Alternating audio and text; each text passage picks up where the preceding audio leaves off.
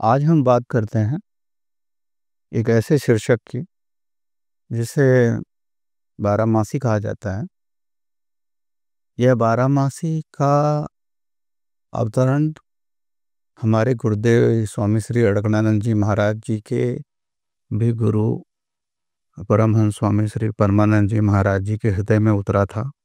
और उस समय उन्होंने कहा था कि आ, आकाश बोल रहा है, तुम लोग लिख लो। और उस समय परमानंद जी महाराज जी के शिष्यों में से हमारे स्वामी जी भी वहाँ थे। और सब लोगों ने कुछ न कुछ लिखा और कालांतर में भूल गए।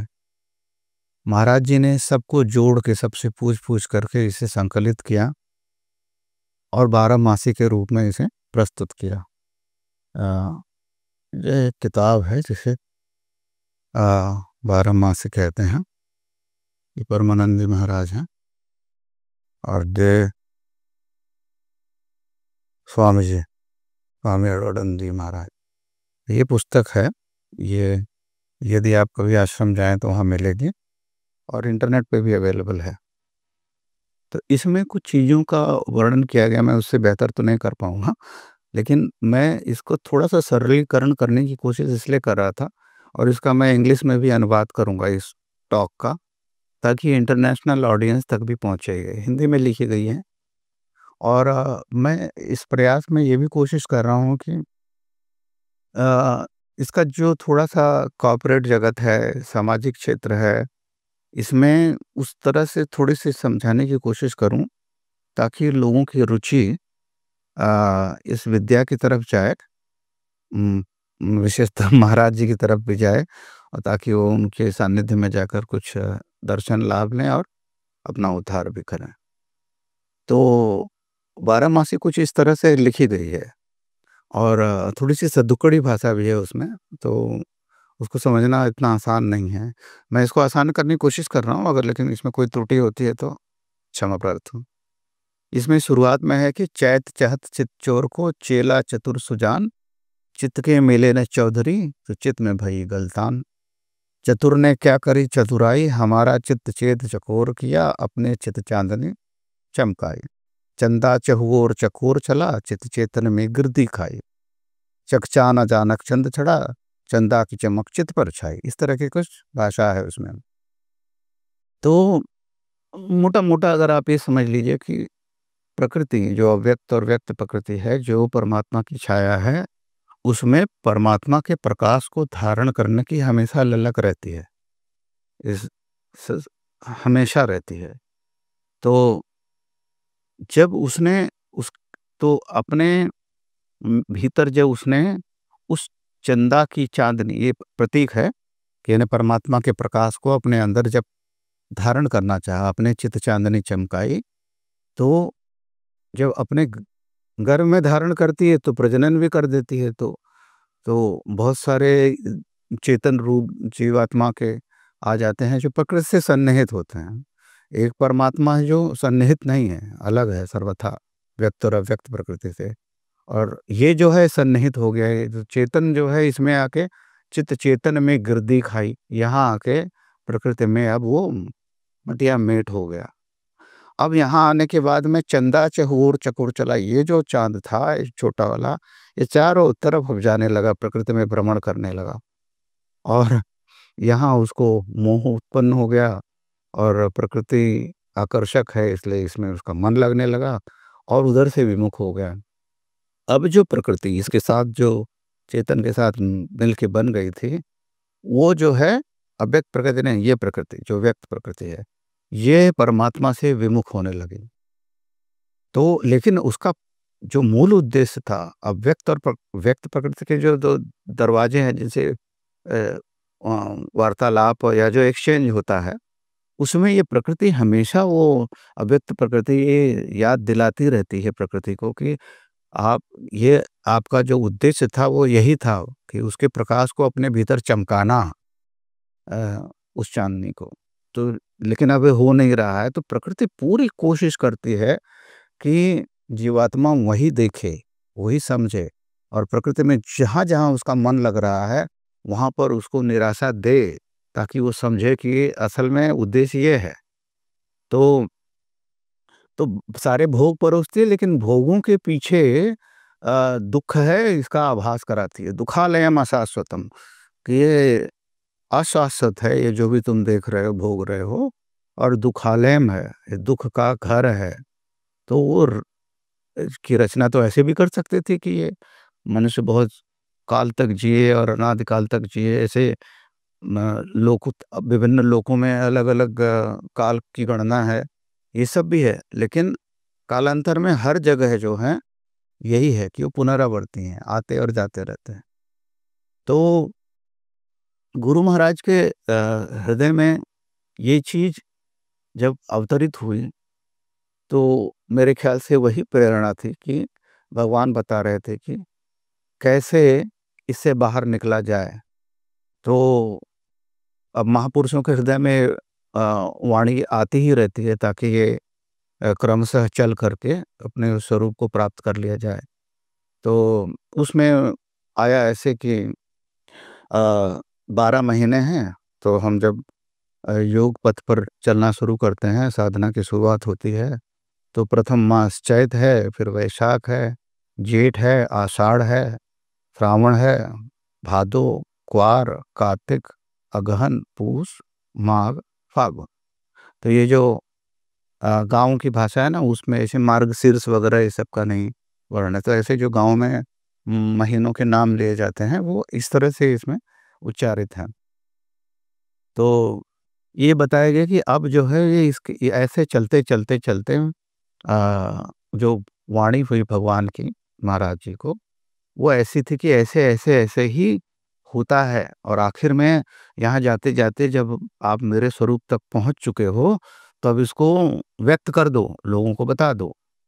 तो ये आया, और हम लोग बड़े भाग्यशाली हैं कि गुरु महाराज जी की शरण में गए और उनसे ये समझने का हमें मौका मिला। तो अब आगे देखते हैं कि ये 12 मासी 12 महीनों में कैसे एक योगी का, एक साधु का जीवन कैसे चलता है, और कैसे क्रमशः उसके अंदर आध्यात्मिक विकास होता है, और अंततोगत्वा वह परम में विलीन हो जाता है, ब्रह्म युक्त हो जाता है।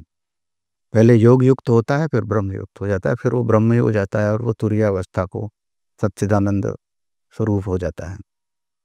तो चैत पहला है, वो पहला महीना चैत चहत, चित चोर को चेला चतुर सुजान, चित के मिले न चौधरी, चित में भई गलतान। तो अब जो है उसको चैत पहला महीना है। चहत चित चोर को, वो चित चोर जो परमात्मा था, वो जो बिसर गया, जो भूल गया, अब उसकी इच्छा होने लगी है, क्योंकि अब वो प्रकृति ने बहुत दिखा दिया, सुना दिया कि ये इधर नहीं है, यहाँ नहीं है, ये सब नश्वर है, शाश्वतम, दुखालयम, ये सब है, ये बता दिया। तो अब इसके अंदर ये हुआ कि अब वो चितचोर को देखे, तो चितचोर परमात्मा, और चित्त के मिले न चौधरी, अब कोई चौधरी नहीं मिल रहा है बताने वाला, यानी कोई सद्गुरु चाहिए, बिना चौधरी के मिले ना चित्त में ग्लानि हो जाती है, फिर वो बताने वाला कोई नहीं है, तो ग्लानि बहुत होती है। तो कोई चित्त का चौधरी नहीं मिल रहा है, इसका जानकार नहीं मिल रहा है, जो बता सके हमको। और चेतना जब जागृत होती है उस तरफ, तो धीरे-धीरे हमें ये सब बोध होने लगता है। और कि दूसरा महीना जब आता है कि वैशाख में वक्त तूने पाया, यहाँ कोई रहन नहीं आया, कि ये सब झूठी है माया, कि ये सब झूठी माया है। ये माया का बोध होने लगता है कि हाँ, मैं माया में फँस गया हूँ, इसलिए ये प्रॉब्लम हो रही है मुझे। तो इसमें जो है तितिक्षा, ये त्याग की इच्छा, इसमें तितिक्षा तोषो प्रकाशी, यानी यहाँ पे तितिक्षा, त्याग की इच्छा फिर आती है। किसकी त्याग की? ये मोह के त्याग की इच्छा उत्पन्न होने लगती है। तो मोह के त्याग की जब इच्छा होती है, तब ही, जब तक आप मोह के त्याग की इच्छा नहीं करोगे, तब तक आगे नहीं बढ़ोगे आप आध्यात्मिक पथ में। तो फिर जब ये दूसरा महीना आ गया कि वैशाख में वक्त तूने पाया, यहाँ कोई रहन नहीं आया, कि ये सब झूठी है माया, अ, तो यहाँ से निराशा होने लगती है। अब जब जेठ आया, तो जेठ महीना है, जिसमें जेठ में जतन यही करना, जेठ माह में यह यत्न करना, क्या? कि मन इंद्रिय विषयों से परिहरना, कि मन और इंद्रिय और उनके विषयों से परिहरना, बच के रहना उनसे दूर जाने की कोशिश करो, है। तो यहाँ पर जो होता है ना कि यह निष्काम कर्म का प्रारंभ होता है। तो और वो जो यहाँ जो व्यर्थ की आशा है ना, हाँ, व्यर्थ की आशा छूट जाए, वो होता है कि यहाँ पर व्यर्थ की आशा छूटने लगती है। तो जैसे वो निराशी निर्ममो भूत्वा गीता में है ना कि वो यहाँ से निराशा उसके अंदर हो जाती है और वो प्रकृति से निर्मम हो जाता है। तो और उसके अंदर निष्काम कर्म का आरंभ हो जाता है। तो अब आता है आषाढ़ महीना।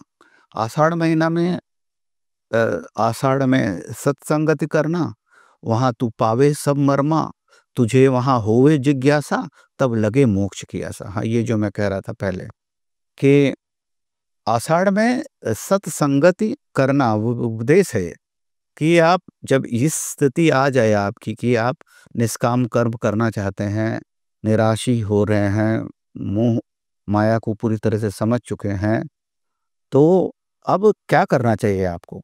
उसके लिए आपको सत्संगत करनी पड़ेगी। अ महापुरुषों की शरण जानी पड़ेगी, साधु महात्माओं का के साथ समय बिताना पड़ेगा। परमा वहाँ पे जाके आपको ज्ञान और कर्म मर्म और उससे रिलेटेड जो मर्म है, उसकी आपको थोड़ी-सी प्राप्ति होगी। और तो आषाढ़ में सत्संगति करना, वहाँ तू पावे सब मर्मा, तुझे वहाँ होवे जिज्ञासा। वहाँ पर तुम्हें जिज्ञासा होगी अपने स्वरूप को जानने की, उनके सही जिज्ञासा। कोई भी जिज्ञासा आपको वहाँ तक नहीं ले जा सकती। जब सही जिज्ञासा सत्पुरुषों की शरण लेकर के उनके सानिध्य में आपको मिलेगी, तुझे वहाँ होवे जिज्ञासा, तब लगे मोक्ष की आशा। और उससे क्या होगा कि परमानंद की प्राप्ति होगी और अनर्थ का नाश होगा। हाँ, और जब परमानंद की प्राप्ति की इच्छा होगी और अनर्थ का नाश शुरू हो जाएगा, उसी को असल में मुमुक्षु कहते हैं। जब यहाँ तक पहुँच जाता है, मोक्ष की आशा हो गई, अनर्थ के नाश का प्रक्रम शुरू हो गया, तब जो है ये मुमुक्षु हुए आप। सही भली प्रकार से आप मुमुक्षु हुए। यही शिष्य की पहचान है असल में। तो अ, तो ये हो गया आषाढ़ का।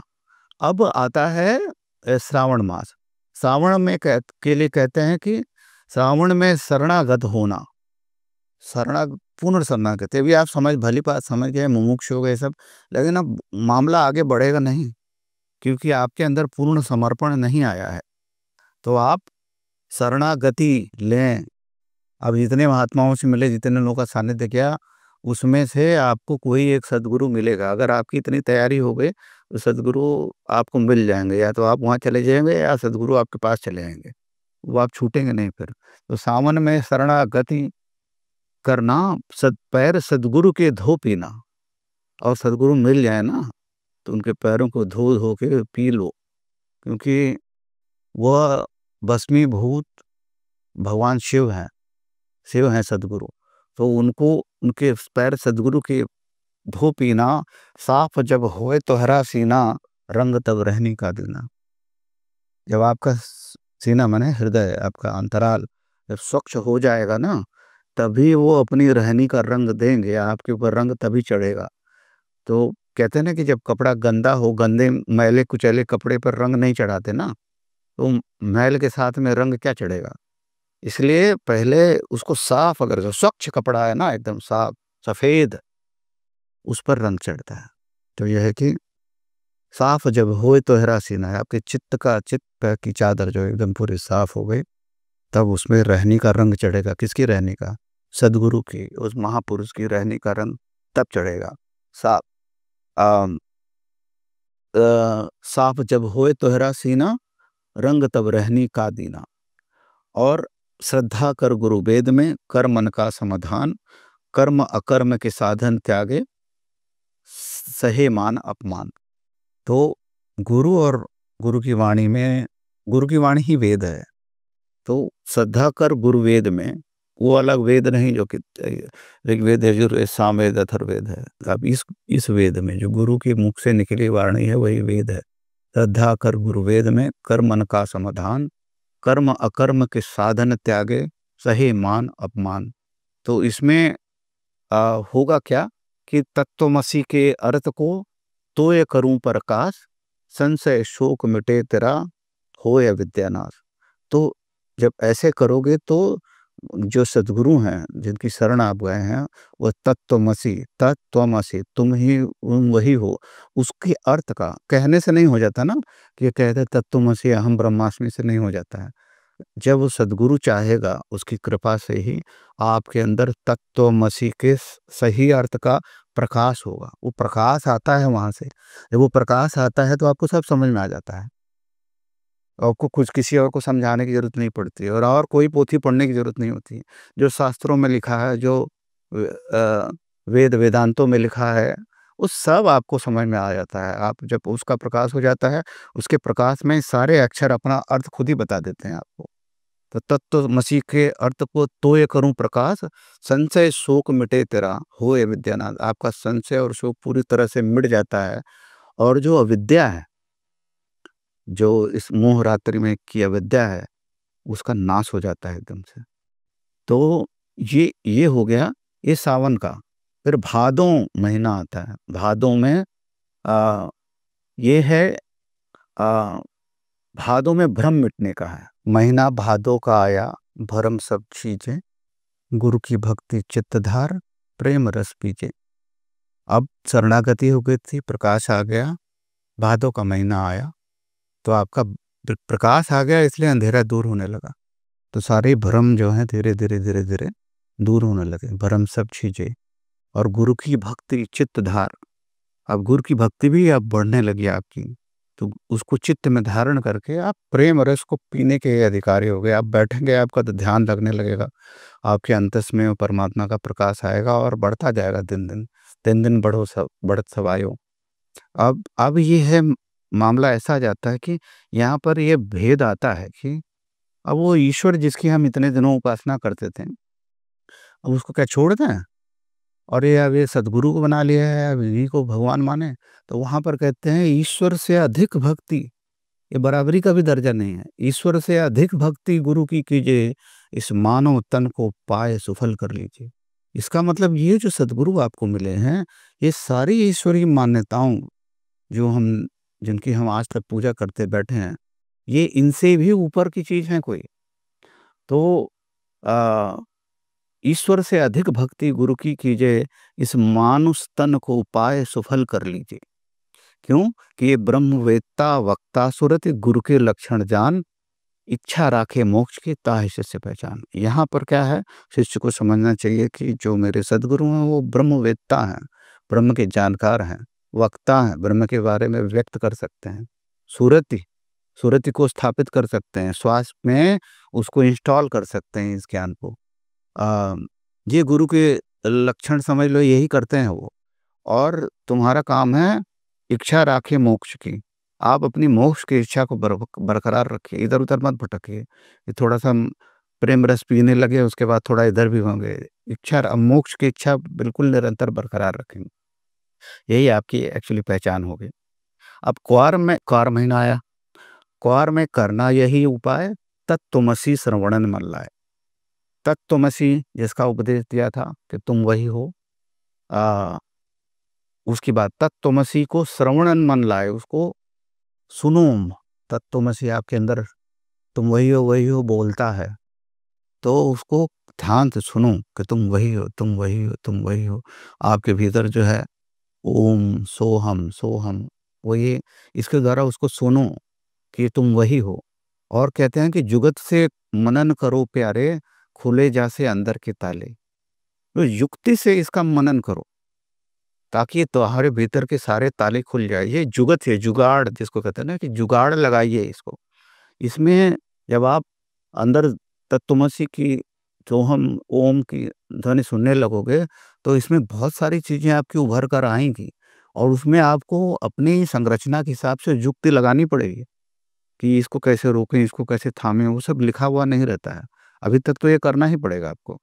तो जुगत से मनन करो प्यारे, खुले जैसे अंदर के ताले, जिससे अंदर जो गांठें हैं ना, उसको आप धीरे-धीरे फिर खोलनी पड़ेगी आपको जाकर के, आपको समझ-बूझ करके। निधिध्यासन के अंत में निधिध्यासन यानी कि ये जो संस्कृत में जाने वाली जो प्रवृत्तियाँ हैं ना, उसको रोकथाम करना। जो प्रकृति में जाने वाली, जो त्रिगुणमय प्रकृति में जाने वाली चीज़ें, उसकी रोकथाम होती है ना, वो निधिध्यासन है। निधिध्यासन एक्चुअली देखा जाए तो ये साधना की असली शुरुआत यहाँ से होती है, ये प्रारंभ है, और उसका जो उत्कर्ष है वो उसमें स्वरूप की प्राप्ति है।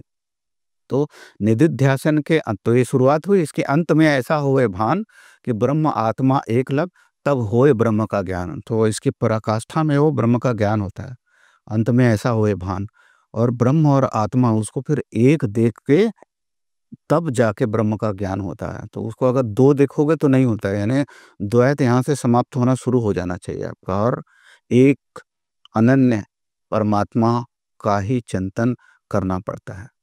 अब आता है कार्तिक महीना। कार्तिक में कर्म सभी नाशा। जब ज्ञान अभी उर में आने लगा है तो कार्तिक में कर्म सभी नाशा, ज्ञान जब उर में प्रकाशा, तब अपना आप रूप भाषा, उसी का लखो तमाशा। अब ज्ञान का प्रकाश आ गया है, कर्म का नाश हो गया है, हो रहा है और निरंतर हो रहा है। ज्ञान तब उर में प्रकाशा, उसी का, अब ज्ञान का प्रकाश आ गया है उर में, उसके उर माने हृदय में, तब आप उसी का तमाशा देखो। अब कर्म का खेल बंद, आप जो है ना, मन स्थिर होने लगा।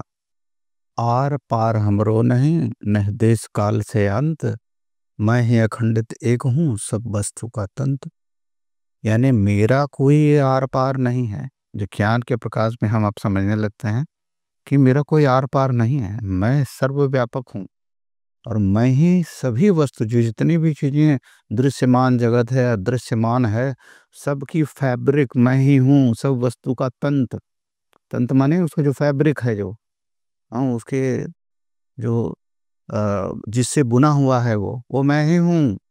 तो मेरे ही प्रकाश में सब चीजें उपजी हैं, मुझे से सारी बुनी हुई हैं।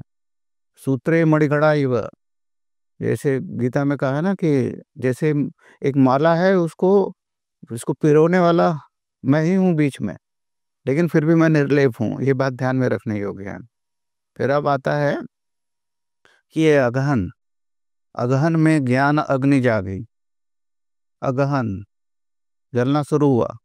अब क्या शुरू ना हुआ, अविद्या अब जो है खत्म होना शुरू हो गई है, स्वरूप की तरफ बढ़ रही है विद्या।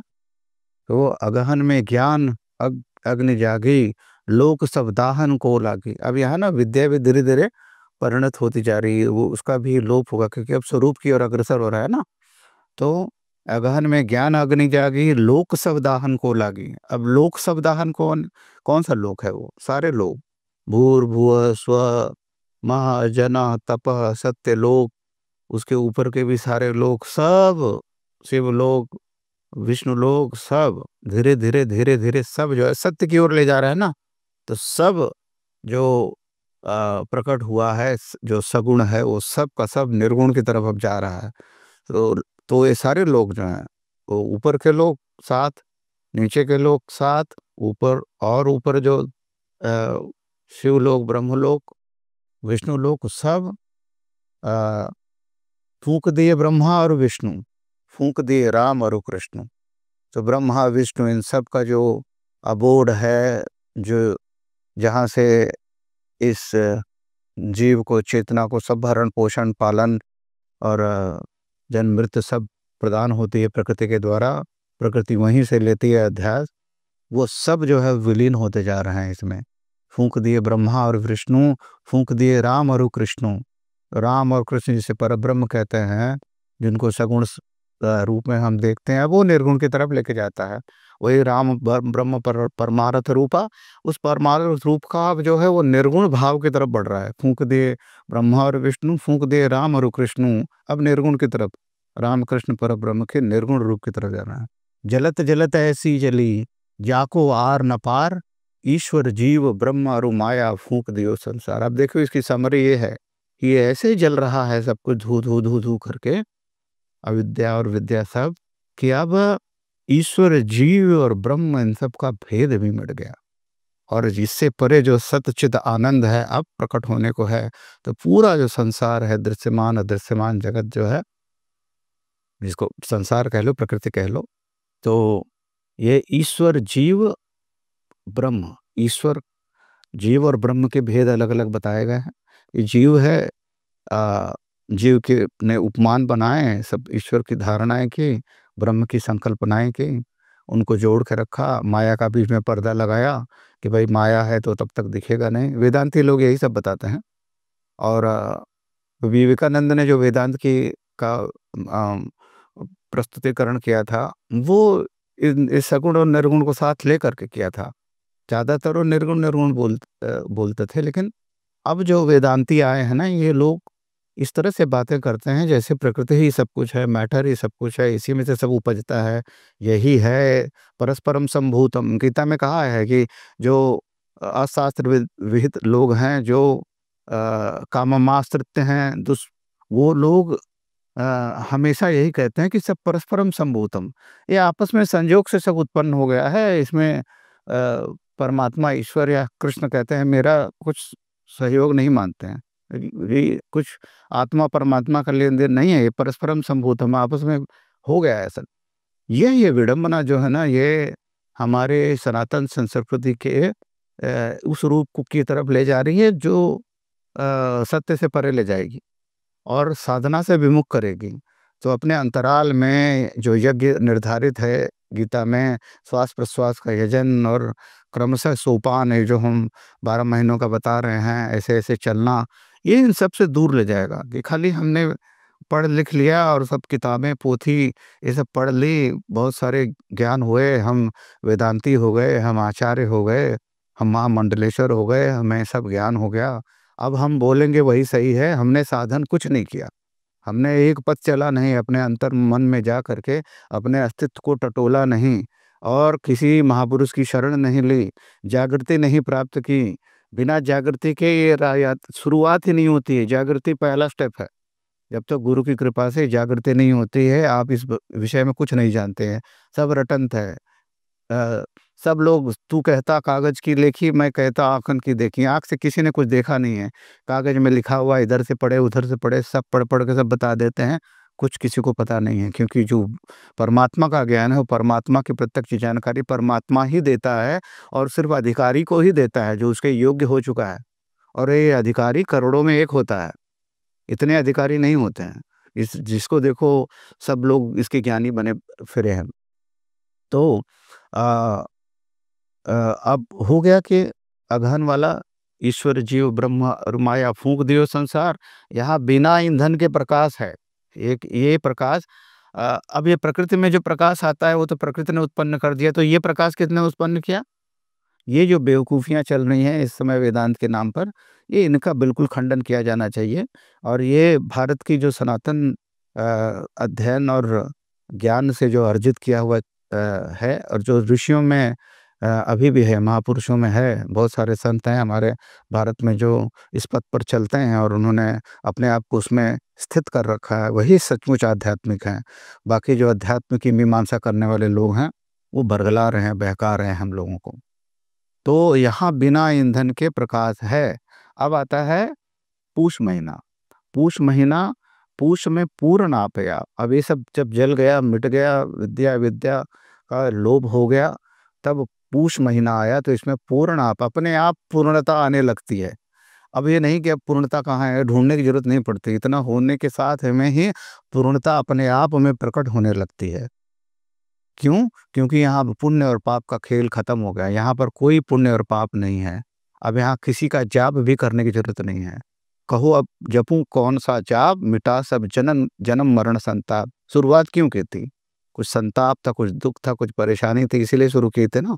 अब यहाँ आकर के सब संताप मिट जाता है।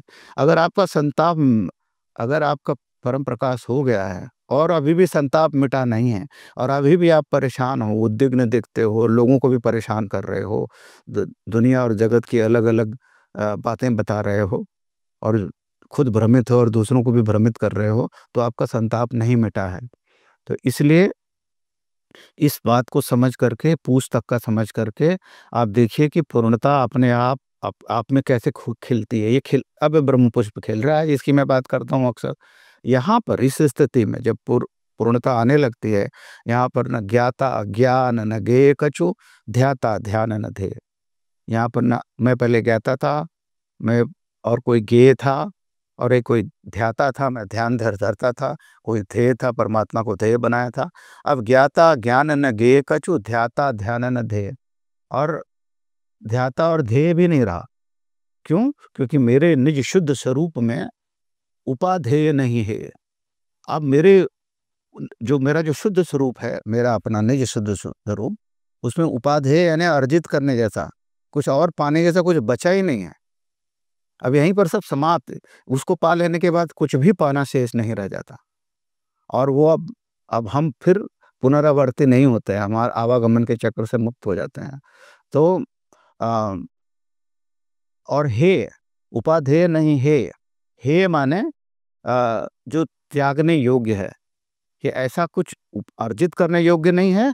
और जो हम अभी विकारों का त्याग कर रहे थे, अविद्या का त्याग कर रहे थे, विद्या का त्याग, वो त्यागने योग्य भी कुछ नहीं रह गया।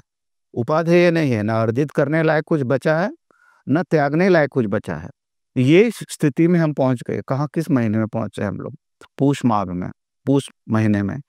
तो पूष में पूर्ण आ पाया, तहाँ पर नहीं पुण्य और पाप, कहो अब जपूं कौन का जाप, मिटा सब जन्म मरण संताप।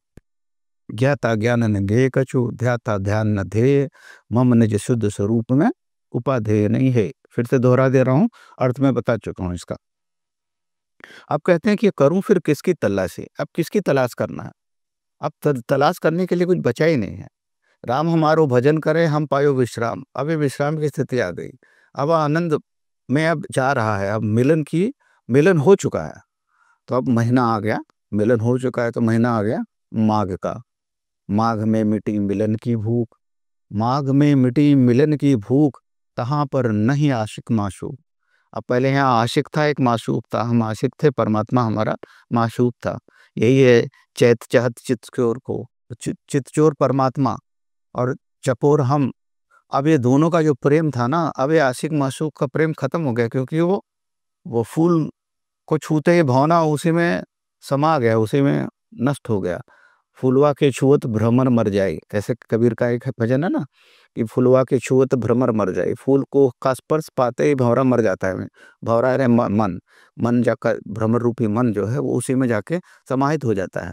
तो अब यही है कि माघ में मिट्टी मिलन की भी ऐसी मिलन की भूख थी, कि जैसे ही उसमें मिलन हुआ, समावेश हो गया उसके अंदर, उसमें तिरोहित हो गया, और आशिक और माशूक जो दो भेद था वही मिट गया। और फिर इश्क किसका होवे? इश्क फिर किसका होवे? वृथा वक्त तू क्यों खोए? अब जो है वक्त खोने की जरूरत ही नहीं है किसी चीज में। ये उपासना, वो उपासना, ये पढ़ना, वो लिखना, कुछ करने की जरूरत नहीं है। ज्ञान आपके अंदर खुद ही प्रस्फुटित होता है।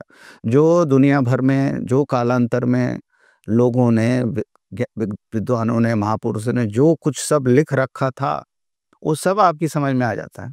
एक नज़र आपकी पड़ी और वो समझ में आ जाता है। अब उसको किसी को समझाने की ज़रूरत नहीं है, क्योंकि भगवान ने आपको इतना समझा दिया है, इतना जागृति प्रदान करके, जो जो जो समझने में आपको कई जन्म लगते थे, गुरु महाराज की कृपा से आप पल में समझ गए उसको, जैसे ही आपको पूर्ति मिली। तो कोटि जन्म का पंथ था, पल में पहुँचा आए, वस्तु दीन लखाए। हैं? तो दीपक दीना हाथ में, वस्तु दई लखाए, कोट जन्म का पंथ था, पल में पहुंचा है। आप तुरंत यहाँ पहुंच गए। और अब क्या कहते हैं कि जो व्यापक परमानंद है, उसके अंदर कोई माशूक और आशिक नहीं है। तो अब कह रहे हैं कि अब आप जो है ना, आपका जो लक्ष्य है ना परमात्मा, उसी में निशाना मार के रखो, उसी में स्थित रहो। अब फालतू की जो वृथा बिलोवे थूक, यानी आप थूका हुआ मत चाटो। जिस चीज को थूक चुके हो, जिस प्रकृति का त्याग कर चुके हो, अविद्या विद्या से जिनसे ऊपर उठ चुके हो, मन इंद्रिय विषयों से जब ऊपर उठ चुके हैं, अब उधर मत देखना। क्यों वृथा विलोभ? अब लक्ष्य रूप में निशाना लग गया ना, लक्ष्य रूप में उसमें तिरोहित हो गए, उसी में रहो। अब इधर उधर जाने की जरूरत नहीं है। क्यों? कि अगर अब करोगे तो आपकी दुनिया में, फिर इसी जगत में जिससे निकले हो ना, उसमें हंसी उड़ाई जाएगी आपकी। करावे जग में क्यों हंसी, अब इसमें। और इसीलिए ये लावणी सुन बारहमासी, ये बारहमासी जो है ना, आप सुनते रहो। नहीं तो सब कुछ हो जाने के बाद भी अगर जगत की तरफ गए तो वहां पर हँसी उड़ेगी। अपने स्वरूप में स्थित रहो, प्रकृति को नाचने दो अपना। और क्योंकि जब तक आपका शरीर है, वो रस्सी जल गई लेकिन बल नहीं गया है। अब वो अपना रूप का आभास देते रहती है और उसकी चारों तरफ प्रपंच होता रहेगा। उस प्रपंच में न पड़ करके महापुरुष तटस्थ भाव से निर्लेप होकर के इस संसार में जब तक शरीर नहीं छूट जाता ऐसे पड़ा रहता है। तो वृथा विलोवे थूक, फिर से उसमें नहीं पड़ना चाहिए। अब देखो ये सब हो चुका है। अ, अब जो है धीरे-धीरे थोड़ा बस स्तर उठते-उठते इंतज़ार करना पड़ता है कि भगवान कब कहें कि अब जो है अब अपने ज्ञान को बाँटो लोगों में। अब तक मत करो, हाँ। अब इसके पहले जब तक भगवान आदेश न दे दें, तब तक आप लोगों के बीच में जाएँगे, तो वहाँ आपका उपहास भी होगा, आपका मान मर्यादा का खंडन भी होगा, लोग तर्क बवाल भी करेंगे, बहस भी करेंगे और वो भगवत पूजनीयता नहीं प्राप्त करेंगे अब। तो अ, अब महीना जब फागुन का आया, यहाँ तक इंतज़ार करना है कि बसंत ऋतु अब नहीं, अभी तक नहीं है। बसंत ऋतु फाल्गुन में आवे, ओके, अब समय आ गया। बसंत ऋतु फाल्गुन में, फाल्गुन महीना आ गया। खेल या प्रारब्ध रचबार, अभी प्रारब्ध जो ईश्वर के परमात्मा परमात्मा के अधीन है, वह रचता है इसको। भगवान इसको का समय निर्धारित करते हैं कि अब बेटा तुम तैयार हो, अब जाओ लोगों के बीच में। इत्र गुलाल लाल रोरी, अब जो है ना इत्र सुगंध, गुलाल लाल ज्ञान है सब, हाँ। लाल गुलाल जो है ज्ञान का प्रतीक है। इत्र जो है वो परमात्मा की सुगंध है। और रोरी, इत्र गुलाल लाल रोरी, ये सब ज्ञान के तरह तरह के ज्ञान हैं। ये अब वो खेलते भर भर के जोरी, इत्र गुलाल लाल रोरी, खेलते भर भर के जोरी। अब उसको उनकी झोली में इतना ज्ञान आता है कि नित्य प्रति ज्ञान ही उतर रहा है, ज्ञान की गंगा प्रवाहित हो गई है, क्योंकि ये महापुरुष अब शिव स्वरूप हो चुका है और शिव की जटाओं में गंगा उतर रही हैं और वो गंगा ही ज्ञान है, गंगा ज्ञान का प्रतीक है। तब वो लुटाता है, अपनी झोली में हाथ डाला और उसने लुटाया, इधर लुटाया उधर लुटाया, और उसके लुटाने से लोग पा भी जाते हैं, क्योंकि वो महापुरुष की तरफ से आ रहा है। अधिकारी उसको पा जाता है, बाकी लोग उसको मजाक समझ लेते हैं, लेकिन ये अब लुटाने का उसको हक हो गया है। और उसमें कोई भी अगर प्रकृति कितने भी नाटक कर ले, महापुरुष को छू नहीं सकती। तो इत्र गुलाल लाल रोरी, खेलते भर भर खिजोरी। आ, अब अब ज्ञान की गंगा की बात की थी। मेरे भी अनुभव में एक बार जब आया था कि मैं गुरु महाराज का हाथ पकड़ के जा रहा हूँ, और फिर धीरे धीरे हम लोग पहाड़ पर जाते हैं, वहाँ पर गंगा को देखते हैं, तो गंगा बड़ी सुंदर प्रतीत होती है। तो मैंने गुरु महाराज से पूछा था कि क्या है गंगा, तो बोले यही ज्ञान ही गंगा है, यही जागृति है। तो गंगा को जब भी गंगा गोचर ये सब शब्द आए, तो गंगा जो है ज्ञान का प्रतीक है। शिव की जटाओं में गंगा धारण की जाती है, ज्ञान वहीं पर शिव स्वरूप महापुरुषों के पास है, उन्हीं से प्राप्त करना चाहिए, किताबों में नहीं है। कितना भी पढ़ लो, कितना भी रिसर्च कर लो, पीएचडी कर लो, वहाँ नहीं है। ये ज्ञान शिव स्वरूप स्वरूपस्थ महापुरुषों के पास ही है।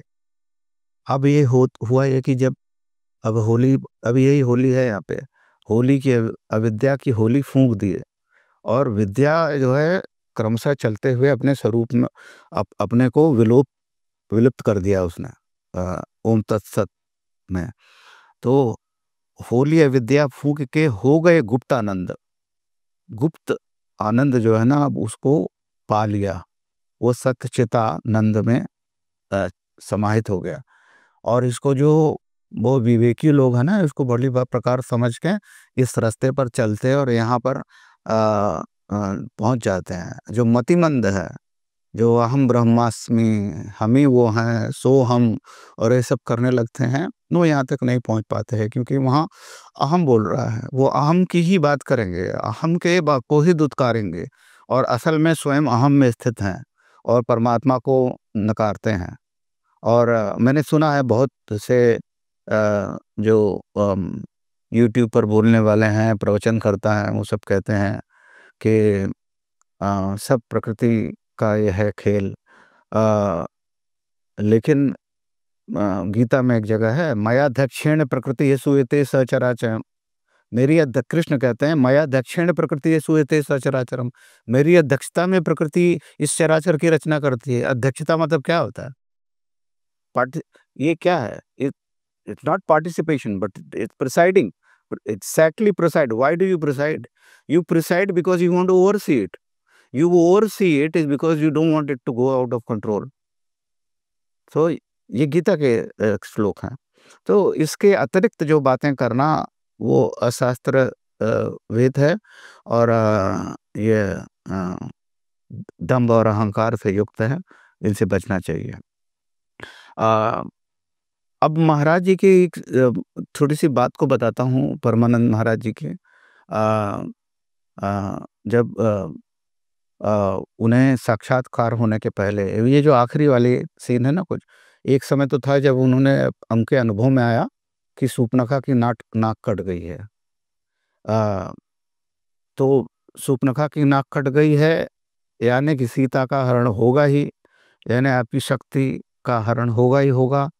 आप परेशान होंगे, दर-दर भटकेंगे अपने उस शक्ति को प्राप्त करने के लिए। फिर उसका पता चलेगा आपको कि शक्ति कहाँ छुपी हुई है सद्गुरु के मार्गदर्शन में। फिर आप लंका पर चढ़ाई करेंगे, सेतु बनाएँगे, नाम का सेतु बनाएँगे, और उस नाम के से श्वास के साथ जप करके और उससे पार जाएँगे, समुद्र के पार जाएँगे, इस संसार समुद्र के पार जाएँगे, क्योंकि आपकी शक्ति रूपी सीता वहाँ चुरा ली गई है अहंकार के द्वारा। और अ, और वहाँ जाकर के आपके अंदर का वैराग्य जो है लंका का दहन करेगा, और उसके और बाकी जो आपकी सेना है, दैवी सेना, वो आपको बाकी के योद्धाओं को मारेगी। रावण आपके हाथ से मारा जाएगा, राम रावण युद्ध होगा, रावण मारा जाएगा। विभीषण को वहाँ दे के जीवात्मा को वो सत्ता दे करके, आप जीवात्मा को वो सत्ता दे करके अब अंततो गत्वा राम का राज्याभिषेक हो जाएगा। तो महाराज जी ने देखा उनके अनुभव में कि परमानंद महाराज जी ने कि शूर्पणखा की नाक कट गई है। इसी तरह अनुभव में आएगा, जैसे लंका जल गई तो कैसे जल गई, और तरह-तरह के अनुभव आते हैं। एक किताब मेरे गुरु महाराज ने लिखी है, स्वामी अड़गड़ानंद जी महाराज जी ने, अंग क्यों फड़कते हैं और क्या कहते हैं। उसके अलावा उन्होंने बताया है कि 4 प्रकार से साधकों को ये अनुभव प्राप्त होते हैं। एक तो होता है स्थूल सूरा, इसमें अंग फड़कना होता है, कुछ 56 से 60 पॉइंट हैं शरीर में जहाँ पर फड़क के कुछ अलग-अलग निर्देशन देते हैं भगवान। और दूसरा है स्वप्न, स्वप्न में आकर के प्रतीकों के माध्यम से भगवान कुछ न कुछ देते थे। शूर्पणखा का नाक कटना एक है उसी में से। और फिर तीसरा है सुषुप्ति सूरा। सुषुप्ति सूरा में अब वहाँ पर आकाशवाणी होने लगती है कि आप आकाश बोलता है कि वहाँ से आपको कुछ ज्ञान मिलता है, वो अव्यक्त से आता है, और वो जो है वो यहाँ कहीं लिखा पड़ा नहीं है। तो आकाशवाणी होती है, परमात्मा की वाणी होती है। उसके बाद होता है समसुरा, यानी कि वो वाणी जो है परमात्मा, वो आप में ही प्रवाहित हो गया है, आप में परमात्मा में कोई भेद नहीं रह गया है। वो महापुरुषों की स्थिति है। तो आखिर में जब ये वाली जो फाल्गुन वाली स्थिति है, और जो जलद अगहन वाली है, अगहन में ज्ञान अग्नि जागी, फिर उसके बाद में माघ में मिट्टी मिलन की भूख, इसके दौरान वाला एक समय जब महाराज जी को अनुभव आया होगा, तो उन्होंने देखा कि वो खुद ही मर गए हैं और खुद ही अपने आप को जला रहे हैं, और अपने आप को जला के जो उसकी राख गंगा के किनारे ये सब कर रहे हैं।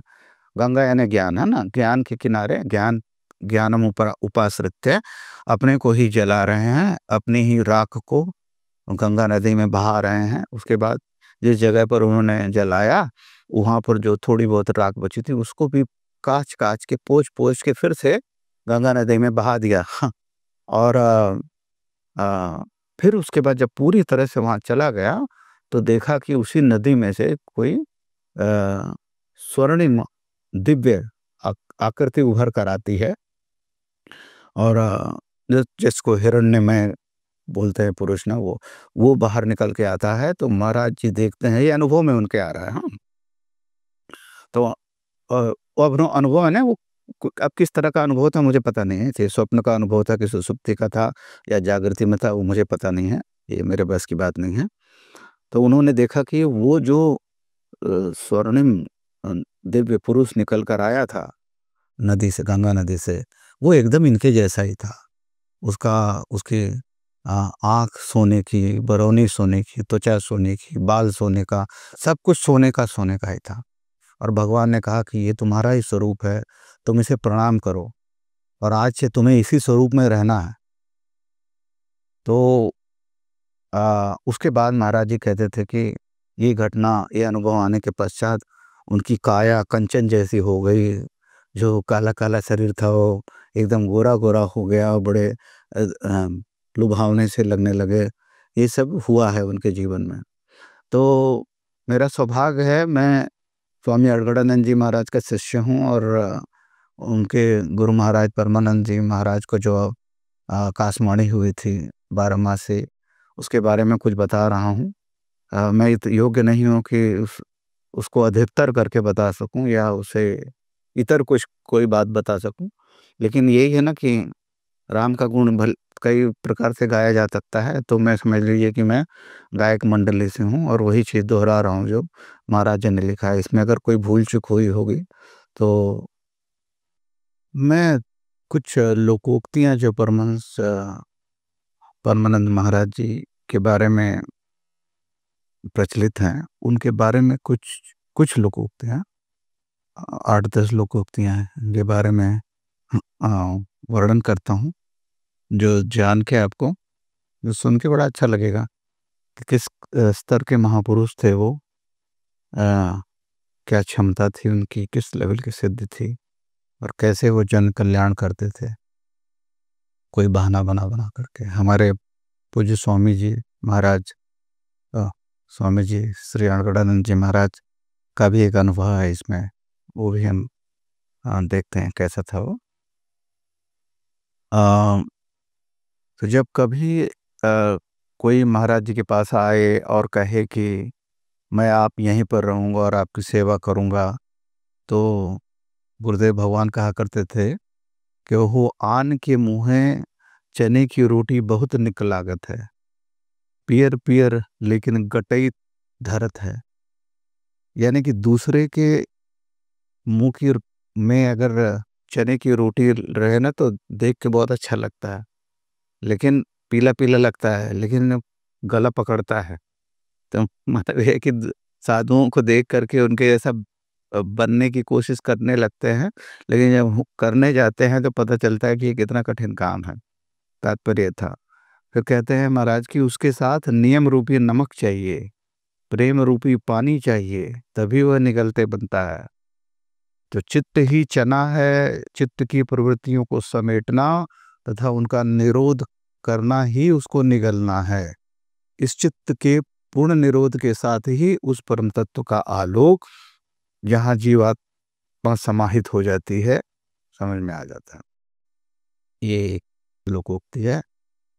दूसरी है कि जब कोई भाविक आए और वो कोई प्रस्ताव लेकर आते थे अपना कि हमको ये कार्यक्रम करना है, तो महाराज अंतर्यामी थे, वो सब समझ जाते थे। कहते थे, हूँ सुआ न सुतारी, चले हैं बन के व्यापारी। यानी है कुछ नहीं उनके पास, लेकिन बन के व्यापारी निकल पड़े हैं। और कुछ लोग बड़े उत्साह के मारे कह देते थे, बिना अपनी शक्ति का आकलन किए, तो कहते थे, उगताइल कुम्हार नखे से माटी खनने। यानी जो ओवर एक्साइटेड कुम्हार, यानी वो मिट्टी से घड़ा बनाने वाला, वो बहुत जल्दबाजी में अपना नाखून से ही मिट्टी निकालने लगता है, वो कोई टूल का इस्तेमाल नहीं करता है। तो मतलब थोड़ा बेवकूफ़ी हो जाती है। मतलब ये था कि इस तरह उकताने से कार्य नहीं होता है। फिर कहे सूत न कपास जुलाहे से लट्ठम लट्ठा। मतलब ये था कि पहले प्रबंध करो, मैनेजमेंट कर लो, अपना प्लानिंग कर लो, पुनः धैर्य और शांति से कार्य आरंभ करो। उसके बाद जो है धैर्य और शांति से काम करो। जुलाही से लट्ठम लट्ठम मत करो जब तक आपके पास सूत और कपास ना हो। पहले ही जाके बात करो, मुझे इतना काम करवाना है आपसे, ये सब वगैरह वगैरह, ये मत करो। पहले सूत और कपास का इंतजाम कर लो। कितना जीवनोपयोगी लोकोक्तियाँ है, अगर ध्यान से इसको सुने और इस पर गौर करें तो। आ, घोड़े के दिन और आदमी के दिन सदैव एक जैसे नहीं रहते, इन्हें बदलते देर नहीं लगती।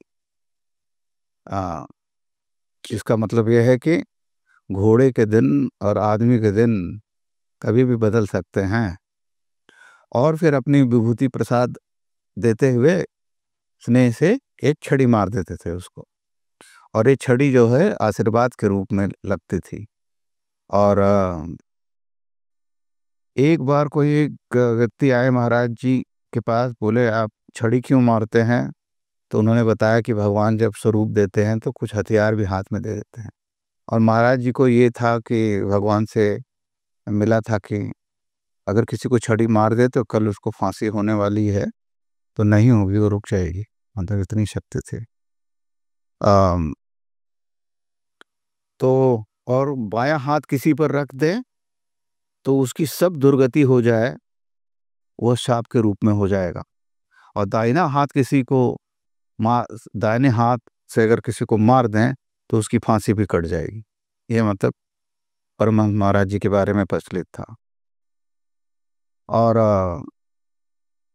एक बार की बात है जिसमें महाराज जी भी कहते हैं कि उन्हें वो सोचकर भी बड़ा भय लगता है कि आर्य समाज के कोई गुरुदेव उपस्थित हुए थे। उन्होंने महाराज परमहंस महाराज जी से बहुत चर्चा की। चर्चा इतनी हो गई कि वो वाद विवाद में परिणत हो गया। तो वो उनकी जिद देख करके परमहंस महाराज ने उनको अपने पास बुलाया और उनके सर पे हाथ रख दिया। अब बोले आप बोलो। अब वो बोल ही ना पावे, इधर उधर देखें, बड़ी कोशिश करें, बोल ही ना पावे, चुप हो गए। और उसके बाद शाम तक वो अपने जाके अपने कमरे में सो भी गए। और दूसरे दिन सुबह उठ करके आए परमहंस महाराज के पास, और उनको समझ में आया कि ये कोई बड़ी ऊंची श्रेणी के महात्मा हैं। और बोले मेरा मस्तिष्क ही एकदम निष्क्रिय हो गया था, हमें सोच विचार सब बंद हो गया था और जड़वत हो गए एकदम से। और फिर बताया कि आप तो प्रत्यक्षदर्शी हैं। और उनको विश्वास न था, लेकिन स्मृति लुप्त होने के कारण ना उनको समझ में आया, तो आशीर्वाद लेके चले गए। एक बार महाराज जी, हमारे स्वामी अड़गड़ानंद जी महाराज जी, अ, बिना किसी के विशेष कारण के दाहिने हाथ से दो छड़ी परमानंद महाराज जी ने मार दी स्वामी जी को। कहीं कोई बड़ी भूल भी नहीं हुई थी, लेकिन महाराज जी त्रिकाल दृष्टा थे, कुछ बताया भी नहीं। आ, आ, थोड़े दिनों के बाद महाराज जी बीमार पड़ गए और बहुत बीमारी बढ़ती जा रही थी। वहाँ बड़ी वेदना भी थी महाराज जी को। आ, 2-3 दिन ऐसे ही गया। इसके बाद एक दिन सुबह सुबह ब्रह्मवेला में महाराज जी को अनुभव आया कि 4 लोग, जाने पहचाने व्यक्ति थे, वो लोग आए, बहुत इज्जत से मिले और लेके महाराज जी को चले। और फिर गए एक शस्त्रागार में, यहाँ पे वेपन्स रखे हुए थे, अक्षुण्ण माने के इनफाइनाइट अस्त्र थे बहुत। वो वहाँ पे वेपन कारागार में जाके, शस्त्रागार में जाके अंदर से दरवाज़ा बंद कर दिया, और वो शस्त्र जितने भी वेपन थे उसमें से लाइट्स निकल रही थी। तो अचानक वो चारों जो थे उन लोगों ने जा करके एक एक वेपन पकड़ लिया और पलट के आया और बोले मारो इसको, जाने मत दो। अब एकदम डर गए। ये अनुभव मतलब प्रातः ब्रह्मवेला का उनका स्वप्न रहा होगा, किस तरह का अनुभव है, ऐसे कोई अनुभव कहते थे वो। तो उसमें फिर बहुत डर गए। फिर हाथ जोड़ के विनती भी करने लगे, अभी हमें छोड़ दो। इन्हें लगा कि हमसे शायद कोई भजन में गलती हो गई है जिसकी सजा मिल रही है, तो बोले अभी इससे छूट जाऊं तो मैं असली भजन करूंगा, ऐसा मन में आया। इतने में उन्हें याद आया कि हमें तो छड़ी लगी है महाराज जी की, और छड़ी के गुण जानते ही थे। जैसे ही उन्हें वो स्मरण हो आया कि हमें तो छड़ी लगी है, वैसे ही वो चारों गायब होने लगे,